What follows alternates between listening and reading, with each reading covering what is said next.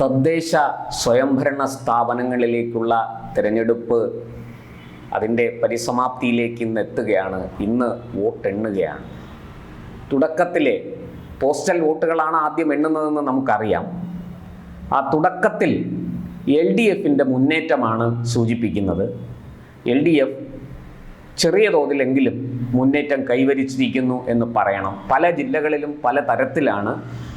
ഇവിടെ തിരുവനന്തപുരത്ത് LDFും NDAയും തമ്മിലാണ് മത്സരം എന്ന് വ്യക്തമാക്കുന്ന ഫലസൂചനകളാണ് പോസ്റ്റൽ വോട്ടുകൾ എണ്ണുമ്പോൾ പുറത്തു വരുന്നത്. 6 സീറ്റുകളിൽ നഗരസഭയിലേക്ക് LDF ലീഡ് ചെയ്യുമ്പോൾ തൊട്ടു പിന്നിൽ 4 സീറ്റുകളിൽ NDA ലീഡ് ചെയ്യുന്നു. കേവലം 2 സീറ്റുകളിൽ മാത്രമാണ് UDF ലീഡ് ചെയ്യുന്നത്.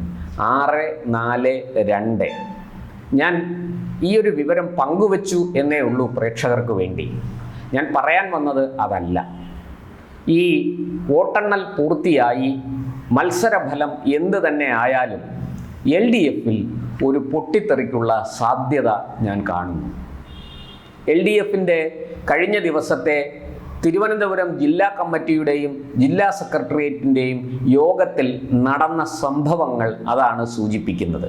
കഴിഞ്ഞ ദിവസം ഈ വാർത്ത നമ്മൾ ചർച്ച ചെയ്തിരുന്നു, പല തരത്തിൽ ചർച്ച ചെയ്തു, അതിൻ്റെ പല വിശകലനങ്ങളും നടത്തി. പക്ഷേ എനിക്ക് തോന്നുന്ന ചില കാര്യങ്ങൾ ഇപ്പോൾ ഞാൻ പറയാം. ഞാൻ വിശകലനം നടത്തിയപ്പോൾ മനസ്സിലായ തിരിച്ചറിഞ്ഞ ചില കാര്യങ്ങളാണ് ഞാൻ പറയുന്നത്. യോഗത്തിൽ, ഈ ജില്ലാ കമ്മിറ്റി യോഗത്തിലാകട്ടെ ജില്ലാ സെക്രട്ടേറിയറ്റ് യോഗത്തിലാകട്ടെ വളരെ കൃത്യമായിട്ട് ജില്ലാ സെക്രട്ടറി ചില ആൾക്കാരെ പേരെടുത്ത് പറഞ്ഞു കുറ്റപ്പെടുത്തി എന്നാണ് പൊതുവെ മാധ്യമങ്ങളെല്ലാം പുറത്തുവിടുന്ന വിവരം. അത് ദൃശ്യമാധ്യമങ്ങളാകട്ടെ അച്ചടി മാധ്യമങ്ങളാകട്ടെ ഓൺലൈനുകളാകട്ടെ ഏതാണ്ട് എല്ലാവരും കൊടുക്കുന്ന വാർത്ത ഒരുപോലെയാണ്. അതിനകത്ത് വലിയ വ്യത്യാസമൊന്നുമില്ല. കഴക്കൂട്ടം നിയോജക മണ്ഡലത്തിൽ സ്ഥാനാർത്ഥി നിർണയം പാളി എന്ന് ജില്ലാ സെക്രട്ടറി കുറ്റപ്പെടുത്തുന്നു. അതിന് അദ്ദേഹം വിരൽ ചൂണ്ടുന്നത് പ്രമുഖ ജില്ലാ നേതാവ് കൂടിയായ കേരളത്തിൽ മന്ത്രി ആയിരുന്ന, ദേവസ്വം മന്ത്രി ആയിരുന്ന, നിലവിൽ MLA കൂടിയായ ശ്രീ കടകംപള്ളി സുരേന്ദ്രന് നേരെയാണ് ജില്ലാ സെക്രട്ടറി വിരൽ ചൂണ്ടുന്നത്. അതുപോലെ ജില്ലയിലെ മറ്റു പ്രാദേശിക നേതാക്കളെ അദ്ദേഹം കുറ്റപ്പെടുത്തുന്നു. ചില വാർഡുകളിലെ സ്ഥാനാർത്ഥി നിർണയം പൂർണ്ണമായും പാളിപ്പോയി, അവിടുത്തെ വർക്ക് ശരിയായില്ല, തെരഞ്ഞെടുപ്പ് പ്രചാരണ പ്രവർത്തനങ്ങൾ വലിയ വീഴ്ച സംഭവിച്ചു, അത് BJPക്ക് ഗുണം ചെയ്യും എന്ന വിലയിരുത്തലാണ് ജില്ലാ കമ്മിറ്റിയിലും ജില്ലാ സെക്രട്ടേറിയറ്റിലും ഉണ്ടായത്. ഇതിനെല്ലാം സാക്ഷ്യം വഹിച്ചുകൊണ്ട് സംസ്ഥാന സെക്രട്ടറി MV ഗോവിന്ദനും പങ്കെടുത്തു എന്നുള്ളതാണ്. അദ്ദേഹത്തിൻ്റെ സാന്നിധ്യത്തിലാണ് ജില്ലാ സെക്രട്ടറി ഈ കാര്യങ്ങൾ ചൂണ്ടിക്കാണിച്ചത്. കടകംപള്ളി സുരേന്ദ്രനും മറ്റു ചില പ്രാദേശിക നേതാക്കളും ജില്ലാ സെക്രട്ടറിക്കെതിരെ രൂക്ഷ വിമർശനവുമായിട്ട് രംഗത്ത് വന്നു. ജില്ലാ സെക്രട്ടറിയുടെ നിലപാടുകളെ, ജില്ലാ സെക്രട്ടറിയുടെ ചെയ്തികളെ അവർ ചോദ്യം ചെയ്തു. പഴയകാല പല സംഭവങ്ങളും അവർ വലിച്ചു പുറത്തേക്കിട്ടു. പരസ്പരം നേതാക്കൾ കൊമ്പ് കോർക്കുന്ന കാഴ്ച അവിടെ ഉണ്ടായി എന്നാണ് മാധ്യമങ്ങൾ റിപ്പോർട്ട് ചെയ്യുന്നത്. ഇതിൽ നിന്ന് നമുക്കൊരു കാര്യം മനസ്സിലാക്കാം. CPMനുള്ളിൽ, പ്രത്യേകിച്ചും തിരുവനന്തപുരം ജില്ലയിൽ അതിശക്തമായ വിഭാഗീയത രൂപപ്പെട്ടിരിക്കുന്നു. 2 ചേരികളായി തിരിഞ്ഞിരിക്കുന്നു എന്ന് നമുക്ക് മനസ്സിലാക്കാം. നേരത്തെ VS പിണറായി പോര് നമ്മൾ കണ്ടതാണ്. ഏതാണ്ട് ഈ ഒരു 10 വർഷം മുമ്പേ എന്ന് വേണമെങ്കിൽ നമുക്ക് പറയാം. ആ പോര് VS അച്യുതാനന്ദൻ്റെ അനാരോഗ്യം മൂലം ആ പോര് അവസാനിച്ചു.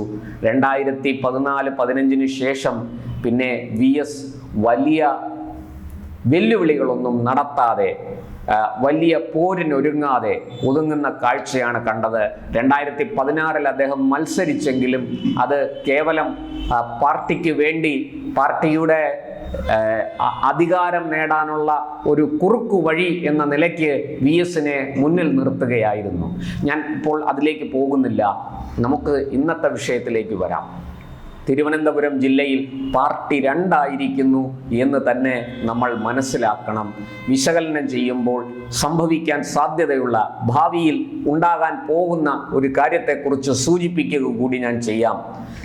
ശബരിമല സ്വർണ്ണ കൊള്ളക്കേസിൽ നിരന്തരം ആരോപണങ്ങൾ നേരിട്ട് വരുന്ന അന്നത്തെ ദേവസ്വം മന്ത്രിയാണ് കടകംപള്ളി സുരേന്ദ്രൻ.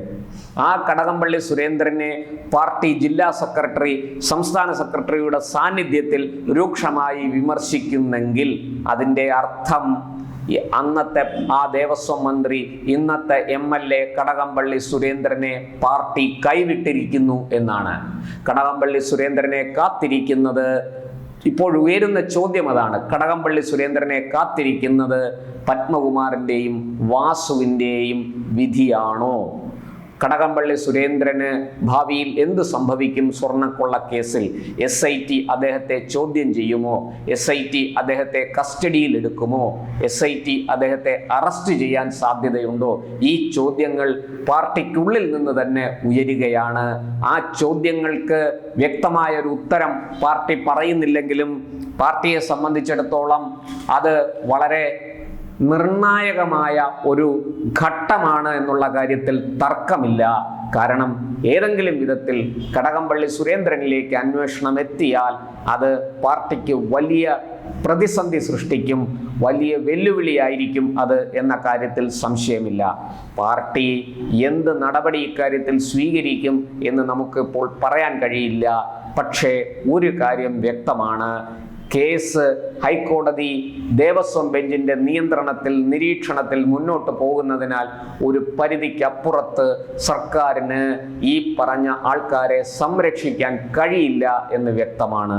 അതിൻ്റെ ഒരു സൂചന കൂടിയാണ് ഈ തിരുവനന്തപുരം ജില്ലാ കമ്മിറ്റി ജില്ലാ സെക്രട്ടേറിയറ്റ് യോഗങ്ങളിൽ ഉണ്ടായത് എന്ന് വേണം കരുതാൻ. അതായത് ഒരു നേതാവ്, ആരോപണ വിധേയനായ ആക്ഷേപങ്ങൾ നേരിടുന്ന ഒരു നേതാവ് നമുക്ക് ഇനി വേണോ വേണ്ടയോ എന്ന ചർച്ച പാർട്ടിക്കുള്ളിൽ വളരെ സങ്കീർണമായി നടക്കുന്നു എന്ന് വേണം മനസ്സിലാക്കാൻ. ആരോപണ വിധേയരെ മാറ്റി നിർത്തണം എന്ന ഒരു സാഹചര്യം പോലും പാർട്ടിക്കുള്ളിൽ ചർച്ച ചെയ്യപ്പെടുന്നുണ്ട് എന്ന് ഇതിൽ നിന്ന് നമുക്ക് അനുമാനിക്കാം. എന്തായാലും ഒരു കാര്യം വ്യക്തമാണ്, പാർട്ടി തിരുവനന്തപുരത്ത് 2 ചേരികളിലായി മാറിയിരിക്കുന്നു. പാർട്ടി ഈ തിരഞ്ഞെടുപ്പ് ഫലം കൂടി പുറത്തു വരുമ്പോൾ അത് LDFനും CPMനും തിരിച്ചടിയാണെങ്കിൽ, ആ ഒരു പക്ഷേ തിരുവനന്തപുരത്തെ നഗരസഭാ ഭരണം LDFന് നഷ്ടമാകുമെങ്കിൽ അത് കനത്ത വില പാർട്ടി നൽകേണ്ടി വരും, ഈ നേതാക്കൾ നൽകേണ്ടി വരും. പല തലകളും ഉരുളും എന്ന കാര്യത്തിൽ സംശയമില്ല. അങ്ങോട്ടേക്കാണ് കാര്യങ്ങളുടെ പോക്ക് എന്ന് നമുക്ക് ഏതാനും മണിക്കൂറുകൾക്കുള്ളിൽ അറിയാൻ കഴിയും. തിരുവനന്തപുരത്തെ ഫലം നഗരസഭ തെരഞ്ഞെടുപ്പിൻ്റെ, തിരുവനന്തപുരം നഗരസഭ മേയർ ആരായിരിക്കും എന്നുള്ള കാര്യത്തിൽ വിധി വരുന്നതോടുകൂടി CPMന്റെ തിരുവനന്തപുരം ജില്ലാ കമ്മിറ്റിയുടെയും ജില്ലാ സെക്രട്ടേറിയറ്റിൻ്റെയും കാര്യത്തിലും ഒരു തീരുമാനമാകും എന്ന് നമുക്ക് പ്രതീക്ഷിക്കാം.